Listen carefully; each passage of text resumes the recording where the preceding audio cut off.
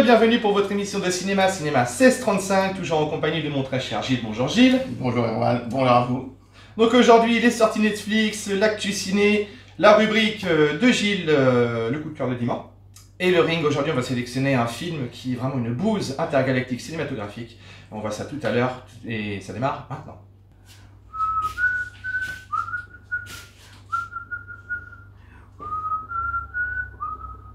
Quoi?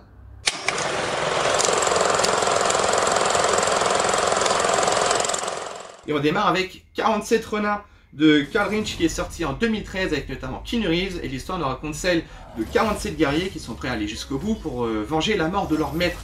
C'est un troisième remake, celui-ci est vraiment sympathique, alors il est à noter dans vos agendas. Et on continue avec Fatal de Dean Taylor qui est sorti en 2020 avec Michael Early et Hilary Swank. L'histoire nous raconte celle d'un agent sportif qui passe une nuit torride avec une fille à Las Vegas, mais sa vie va basculer dans le chaos suite à cette nuit d'un soir. Je vous le conseille également, c'est un très bon petit thriller.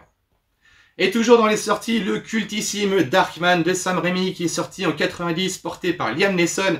L'histoire nous raconte celle d'un brillant scientifique qui est laissé pour mort par des gangsters dans une explosion énorme, mais qui reviendra en anti-héros avec une force extraordinaire. Si vous ne le connaissez pas, je vous invite vivement à le regarder, c'est un classique, c'est un culte du cinéma, et ça sort le 1er avril, et c'est à noter dans vos agendas également.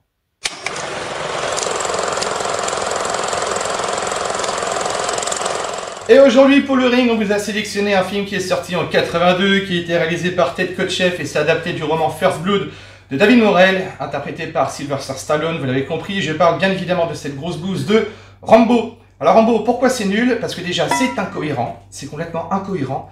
C'est très mal joué à mon sens. Franchement, ça il est là-dedans, et pour commander raté, on dirait du Benil.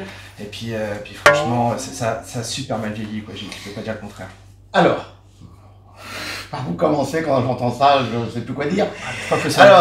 Rambo, c'est le seul point où tu pourrais avoir raison, c'est que c'est devenu le symbole, et c'est complètement antinomique par rapport à ce qu'il est, de la beaufrie américaine, du patriotisme, etc. Ce qui n'est absolument pas. C'est un pamphlet antimilitariste extraordinaire. Il explique que l'armée est capable de créer des types qui ne font que la guerre, qui sont des spécialistes de la guerre, des meurtriers, des criminels fabuleux, mais qu'une fois cette guerre terminée, on ne sait plus quoi en faire. Et les mecs, ce sont des parias qui sont rejetés par la société. Par ailleurs, il arrive dans un village qui... dans la ville de Hope, voilà. Parce que Rambo erre de ville en ville. Non, il erre pas de ville en ville, il essaye de chercher le seul lien qui le rattache à sa vie passée, c'est-à-dire ses anciens copains, qui visiblement sont tous morts. Ça, tu l'as pas compris, c'est pas grave. Mais ce qui est extraordinaire, c'est qu'il arrive dans une ville où ce flic réa qui est mauvais comme une teigne, lui, la guerre du Vietnam, c'est un échec. Donc, on oublie. Or, qu'est-ce que fait Stallone en arrivant? Qu'est-ce que fait Rambo? Il rappelle la guerre du Vietnam. Donc, choc de deux mondes. Et le Vietnam, pour les Américains, c'est l'échec total. On ne peut plus entendre parler.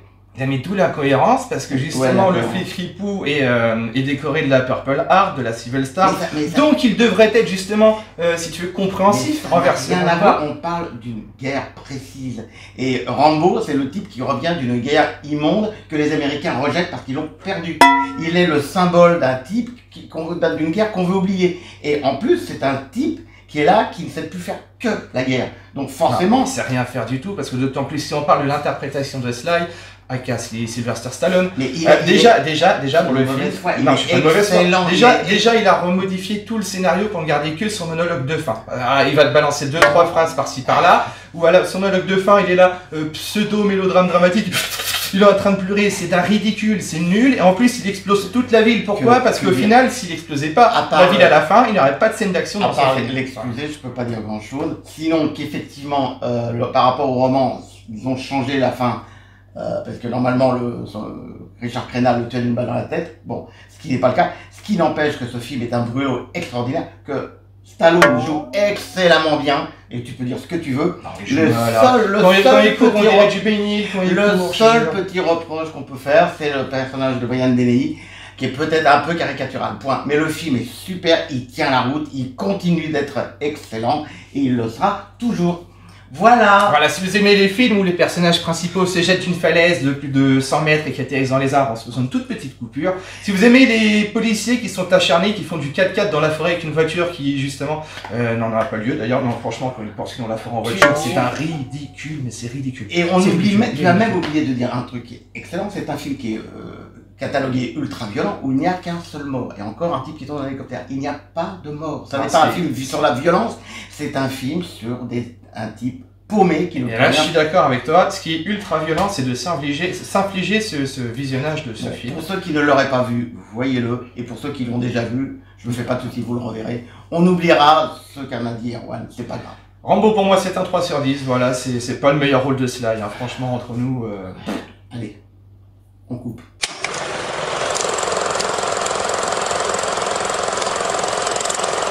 Alors pour cette nouvelle rubrique, beaucoup de choses dont je vais vous parler, notamment un film qui sort, Chungking Blues, par le metteur en scène de celui qui avait fait Bending Bicycle, un film très intéressant, un drame, hein, mais un très joli film, peut-être un peu long, un film sur la mort d'un enfant, et pas très joyeux, mais très joli film. Chez Artus, 2 films pour enfants. Alors, un qui est assez étonnant, c'est l'histoire du petit Monk. Ça, c'est un film allemand que l'on croit inspiré des Mille et une nuits, mais pas du tout. C'est vraiment écrit par un Allemand. Et c'est le premier film en Agfacolor. Les Américains avaient fait le Technicolor, les Allemands ont fait l'Agfacolor. Ça donne des couleurs assez étonnantes. Et le film est très sympa pour les enfants. À voir absolument. Un que je n'ai pas encore vu, c'est Le Prince des Chats. Un autre film pour enfants, Artus se lançant dans une nouvelle collection. Un très joli film, Jeanne d'Arc, de Murnau. Alors, bizarrement, c'est pas un film muet, et personnellement, je pense que Murnau était plus fait pour le muet. Mais le film vaut le coup, il est étonnant, très didactique, très pro-religieux, mais superbe film noir et blanc, bien réalisé comme d'habitude. Enfin, Le Miel du Diable. Alors, c'est le genre de film que j'adore, c'est de Lucio Fulci, sauf que celui-ci, c'est pas le meilleur. Un petit appel aux éditeurs, pourquoi sortir un film de ce genre à 30 €? Parce que c'est un combo.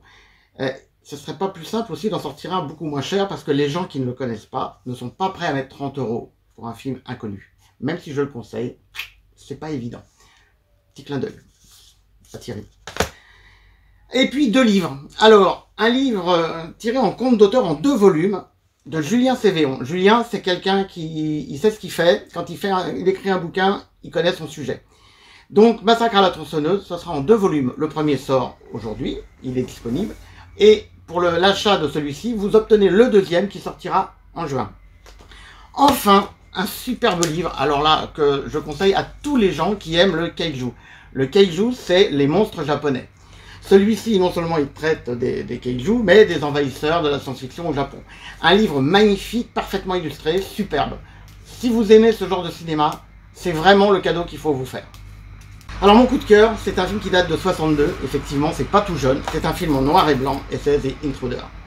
Alors ce film, réalisé par Roger Corman c'est mon idole personnellement, c'est un type qui a fait beaucoup de films d'épouvante, beaucoup de séries B, qui d'ailleurs on appelle le pape de la série B, je trouve que c'est un peu péjoratif parce qu'il est capable de tout faire. Alors The Intruder, c'est personnellement le premier vrai film sur le racisme. Ça traite d'un type qui arrive dans une ville où on vient d'enlever la ségrégation. C'est-à-dire qu'en fait, dans les écoles blanches, les établissements blancs vont accueillir des enfants noirs dans un village hyper raciste. Le film attaque de front le racisme, la bêtise, les mouvements de foule. Corman, il va pas avec le dos de la cuillère, il y va à fond. Le tournage a été un peu problématique d'ailleurs à ce niveau-là, lorsque les gens se sont rendus compte de ce que voulait dire Corman. Donc c'est un pamphlet magnifique contre le racisme, c'est un film superbe dans lequel William Shatner, dont c'était un des tout premiers rôles, éclate littéralement. Film que je vous recommande vraiment par-dessus tout.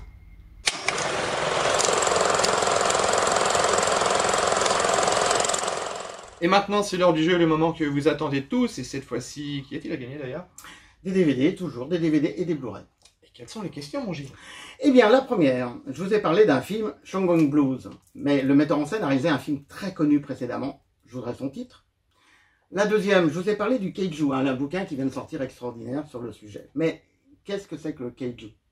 Enfin, je vous ai parlé d'un film qui sort en 2 volumes, le titre. C'est tout simple, c'est tout bête. Pour vos réponses, c'est Envoyez vos réponses à rédactionlys.fr. Pardon, n'oubliez pas non plus de partager l'émission. Les lots sont à retirer à la boutique Cinéma Tout Vu, 10 rue de la Ferté, à La Rochelle. Bah voilà, pour nous c'est terminé. Et ben écoute, on va se revoir pour une prochaine. On se revoit pour un prochain numéro. Bientôt, on va faire également des émissions spéciales sur des thématiques. On va faire une spéciale horreur, une spéciale bis, une spéciale nanar. Mais ça, on vous en parlera un peu plus. Voilà, fois prochaine. On vous souhaite une bonne journée à toutes et à tous. À bientôt. Et bon film.